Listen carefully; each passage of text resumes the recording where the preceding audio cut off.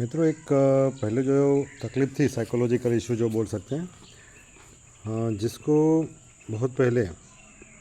Definition जब हम कह सकते कि डीएसएम का क्राइटेरिया नहीं आया था साइकोलॉजिकली,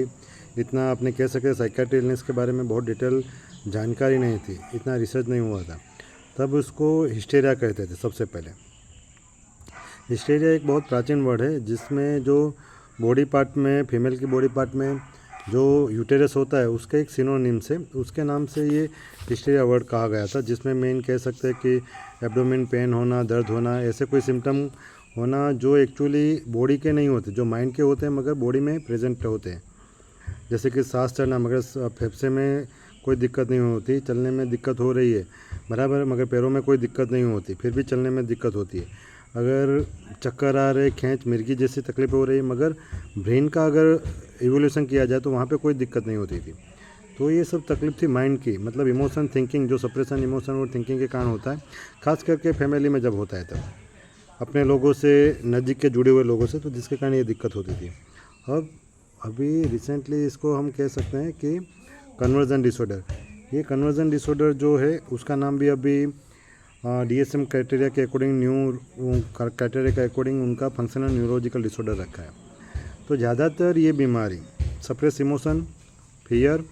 और गिल्ट के कारण होती है। अब क्या होता है कि इस चीज़ में, ये बीमारी में हर तरह के फिजिकल सिम्टम दिखते हैं और वो चेंज होते रहते हैं। शायद 1 महीने तक अलग रहेंगे, 1 दिन के लिए अलग रहेंगे, फिर बाद में चेंज हो जाएंगे। जैसे कि कभी बोलना नहीं, कभी चलना नहीं, कभी खाने का बंद कर देना, चलने में दिक्कत हो, कभी मिर्गी की तरह हाथ पैर खींच जाना, झंझनाहट होना,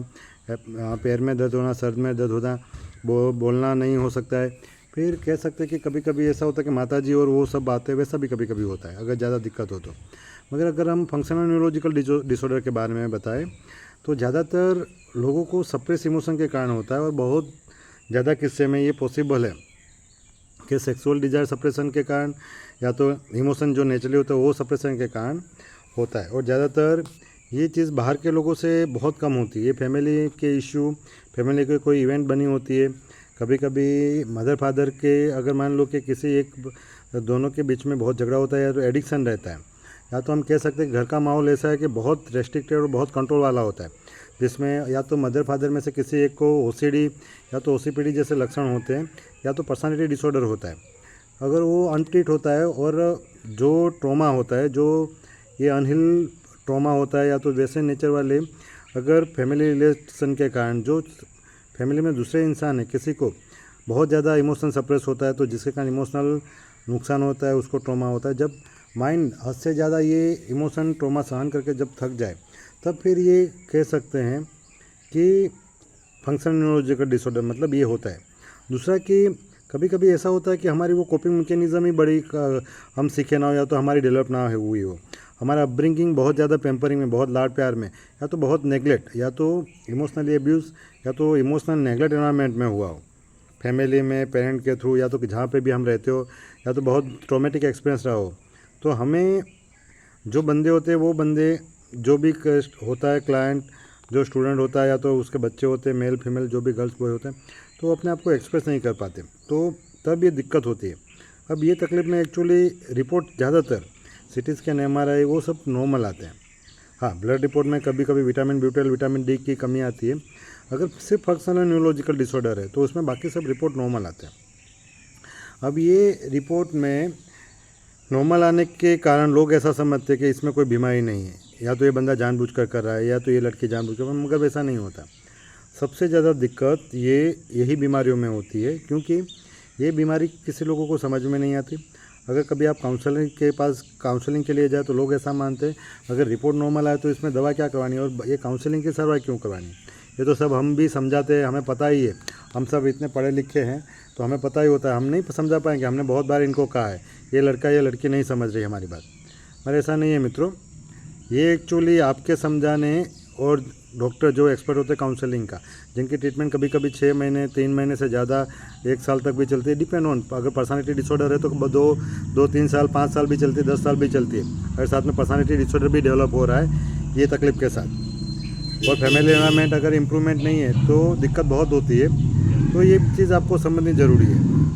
कि ये डॉक्टर की ट्रीटमेंट से सिर्फ मिटे वैसा नहीं है, या तो 1 दिन की या 5 दिन की 10 दिन की दवाई लेने से मिट जाएगा वैसे नहीं। इसमें बहुत लंबे समय के लिए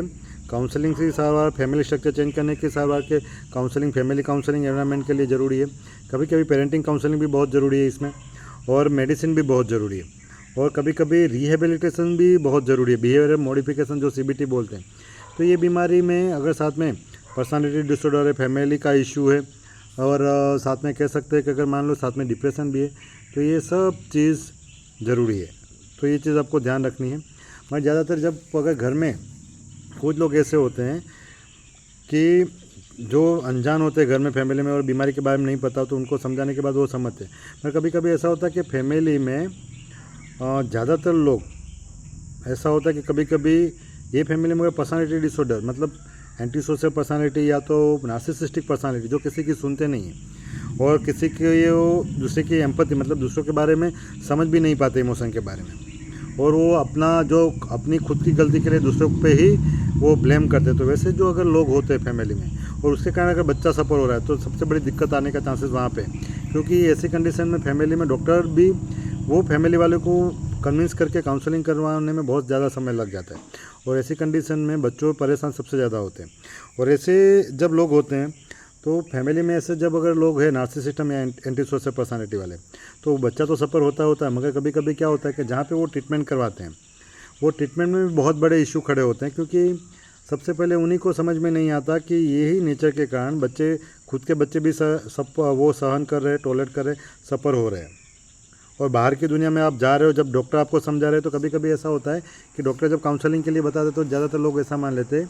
कि ये हम तो समझाते तो वो नहीं समझ पाता, और कभी कभी दवाई 5 दिन दी, 10 दिन दी, तो उनको क्यों नहीं अच्छा हुआ। तो functional neurological disorder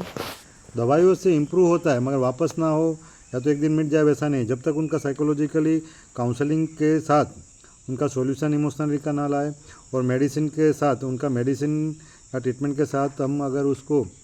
properly solve ना करें, तो ये दिक्कत इम्प्रूव नहीं होती है, उसमें बहुत लंबा समय भी लगता है। और इसमें फैमिली की नीड, फैमिली की ज़रूरियात, क्लाइंट को भी बहुत ज़रूरत है। इसी कंडीशन में पेरेंट्स की ज़रूरियात डॉक्टर को भी ज़रूरी होती है, क्योंकि ये फैमिली एनवायरनमेंट और स्ट्रक्चर से जुड़ा होता है बहुत सारे कारण से। मगर जब फैमिली में अगर नार्सिसिस्टिक पर्सनालिटी वाले पेरेंट हो, या तो एंटी सोशल पर्सनालिटी वाले पेरेंट हो, या तो क्लस्टर पर्सनालिटी जो बॉर्डरलाइन पर्सनालिटी डिसऑर्डर बोलते हैं, तो उनके बच्चे सबसे ज़्यादा सफ़र होते हैं। और इसी कंडीशन में ज़्यादातर डॉक्टर ऐसा कहते हैं कि भाई ये ट्रीटमेंट करवानी ज़रूरी है, अगर आप आओगे रेगुलर तो होगा। तो सही में इसमें 1-2 दिन में नहीं, कभी कभी तो सालों लग जाते, 3 साल, 4 साल, 5 साल, 10 साल भी निकल जाते हैं। हाँ, जितना फैमिली एनवायरनमेंट अच्छा है, जितना सपोर्टिव एनवायरनमेंट है, इतनी ये तकलीफ़ जल्दी अच्छी होने के चांसेस हैं। मगर ज़्यादातर पेरेंट्स ये नहीं समझ पाते कि अपना बच्चा जब सफ़र हो रहा तो उसका कारण बाहर की दुनिया नहीं होती। ज़्यादातर जो इमोशनल इशू होते हैं वो घर में से ही एक्सपीरियंस होते हैं बच्चों के, और उसके कारण ये दिक्कत होती है। तो ये वीडियो स्पेसिफिक इसलिए बनाया गया है कि बहुत सारे क्लाइंट जब उनके बच्चों को लेके आते हैं, ख़ास करके जो गांव में बोलते हैं कि इसको माता जी आए, या तो इनको पितृ आए, जीन आए, तो वैसी बीमारी में बच्चों को, और एक दूसरी बीमारी जो कन्वर्जन डिसऑर्डर, जिसमें श्वास चढ़ना, गिर जाना, शरीर एकदम बोलते कि सूखा हो गया है, सून पड़ गई, तो वैसी बीमारियाँ जो होती है जिसमें खून का रिपोर्ट के अलावा जो मगज के रिपोर्ट होते हैं, CT MRI, वो सब रिपोर्ट ज़्यादातर नॉर्मल आते हैं, उनके क्लिनिकल फीचर भी मिर्गी के नहीं होते। तो ये जांच करने के बाद अगर पता चलता है तो इसमें समय लगता है। और दूसरी ये भी बात है कि अगर इसमें पेरेंट्स का इम्प्रूवमेंट नहीं हुआ, या तो पेरेंट्स के नेचर के कारण अगर ये दिक्कत हो रही है, ओवर रेस्ट्रिक्शन, नेगलेक्ट चाइल्ड के कारण इमोशनली, या तो इमोशनल एब्यूज़ के कारण, तो फिर ये दिक्कत बढ़ती है।